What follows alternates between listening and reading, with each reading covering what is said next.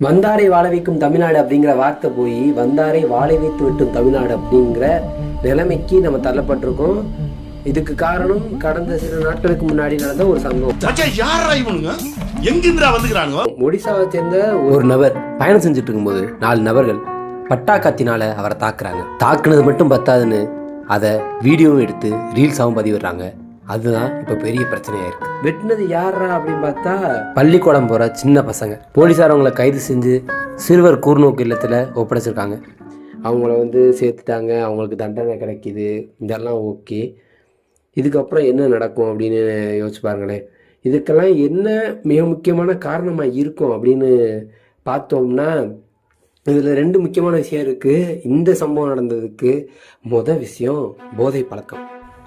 சின்ன வயசுலேயே கஞ்சா, போதைப்பொருள் போன்ற பழக்கங்கள்லாம் எப்படி அவங்களுக்கு வருது அப்படின்னு பார்த்தோம்னா எதையுமே அவங்க நேராக எடுத்துக்கிறது கிடையாது. முதல்ல கூலி போன்ற வாயில் வைக்கக்கூடிய புகையிலை பொருட்கள் பள்ளிகளை சுற்றி விற்கப்படுது. ஒரு தண்ணி அடிச்சானா வாசம் வந்துடும், தம் அடிச்சானா வாசம் வந்துடும். இதில் வாசமே தெரியறது இல்லை.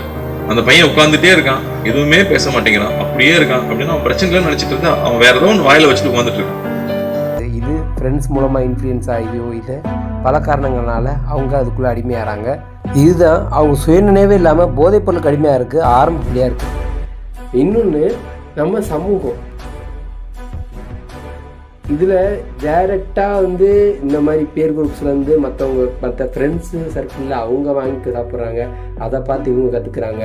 இல்லை பக்கத்தில் இருக்க வியாபாரிகளுக்கும் விற்கிறதுனால விற்கிறாங்க.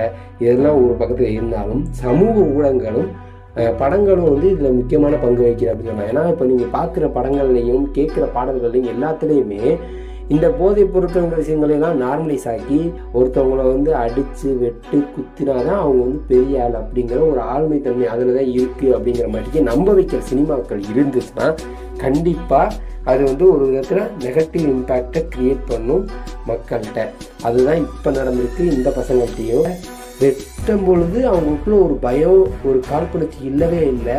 அதை வீடியோ எடுத்து வெளியிட்டு அது மூலமாக லைக்ஸ் வாங்கணும்னு நினைக்கிற அவங்களோட மனநிலை எந்த அளவுக்கு சோசியல் மீடியா மேலே அவங்களுக்கு அடிக்ஷனையும், அதை பண்ணால் நான் தான் சுப்பீரியர், நான் தான் பெரிய ஆள் அப்படின்னு நினைக்கிற அந்த ஒரு மனோபக்கத்தை அவங்க கொண்டு வந்திருக்குன்னு வச்சு பாருங்க. அது ஒரு படம் மட்டுமே பார்க்குற அளவுக்கு மெச்சூரான ஆட்கள் குழந்தைகள் கிடையாது. உங்கள் படங்களை குழந்தைகள் தான் பார்க்குறாங்க. ஸோ அவங்களுக்கும் கடை இருக்குது. அடுத்து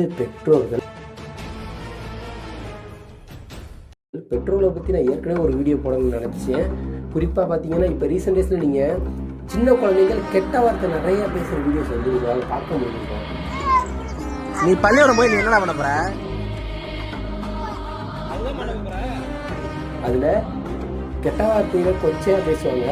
அதை எடுக்கிறது யாருன்னு பார்த்தா ஒன்று அவங்க சொந்தக்காரனாவோ அண்ணனாவோ தம்பியாவோ அம்மாவோ அப்பாவோ அவங்க லைக்ஸ் வாங்குங்க ஒரே காரணத்துக்காக தங்களோட குழந்தைங்களை தப்பான வழிக்கு நடத்துகிறாங்க.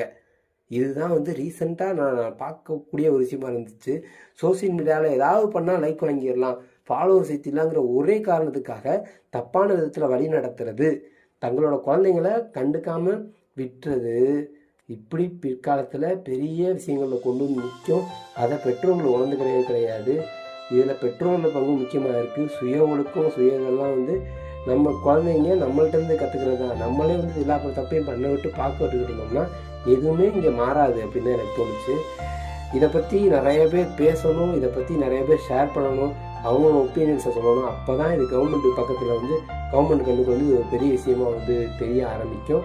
அப்போ தான் இதுக்கான தகுந்த நடவடிக்கைகளை எடுத்துக்கிட்டே வருவாங்க அப்படின்னு குறிப்பாக ஏ2டி சேனல்லேருந்து இந்த ஒரு விஷயம் எனக்கு முக்கியமாக பிடிச்சிருந்துச்சு. என்னென்னா கவர்மெண்ட்டாக கொடுக்குற நலத்திட்டங்கள் நிறைய விஷயங்கள் நமக்கு நல்ல விஷயங்கள்லாம் அவங்க கொடுத்துக்கிட்டு இருக்காங்க. ஆனால் ஆப்போசிட்டில் நம்மளை அழிக்கிறதுக்கான நிறைய விஷயங்கள் இங்கே நடந்துக்கிட்டு இருக்குது. அதை பெருசாக கன்சர்ன் பண்ண மாட்டாங்க. குறிப்பாக நான் சொன்னேன் இந்த டாஸ்மாக் இந்த விஷயத்துக்குள்ளே நான் இப்போ போகலை.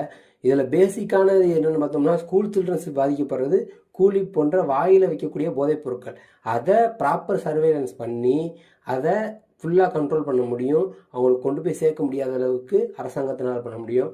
அதற்கான நடவடிக்கைகள் எடுக்கிறதுக்கும் அந்த மாதிரி நம்ம குழந்தைங்க தப்பான வழிக்கு போகாமல் இருக்கிறதுக்கு அவங்களுக்கு நல்லதை எடுத்து சொல்ல வேண்டியது பெற்றோர்கள் கடமையும் மிக முக்கியமான ஒன்று. மக்கள்கிட்ட சொல்கிறது நல்லதை பற்றி யாராவது ஒருத்தவங்க பேசி சொல்கிறாங்கன்னா அதுக்கு லைக் போடுங்க.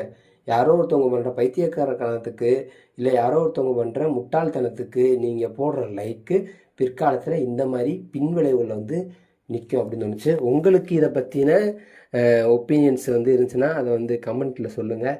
இதை பற்றி நிறைய பேர்கிட்ட ஷேர் பண்ணுங்கள். என்கிட்ட வீடியோ ஷேர் பண்ணுங்கன்னு சொல்கிறத விட இதை பற்றி நீங்கள் மற்றவங்கள்ட்ட பேசுங்க. இந்த போதைப் பொருட்கள்லாம் பற்றி அவேர்னஸ் க்ரியேட் ஆனால் தான் இந்த மாதிரி விஷயங்கள் நம்மளால் ஒழிக்க முடியும்.